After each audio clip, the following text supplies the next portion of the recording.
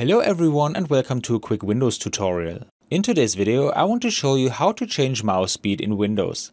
This is actually quite simple. To do this, I first click on the Windows button and go to the settings by clicking on the cogwheel.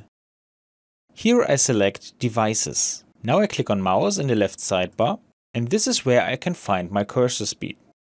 If I move the slider to the left, my mouse will slow down. And if I move the slider to the right, my mouse will dramatically speed up.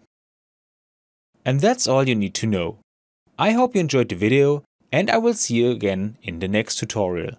Until then, your tutorial guy. Bye.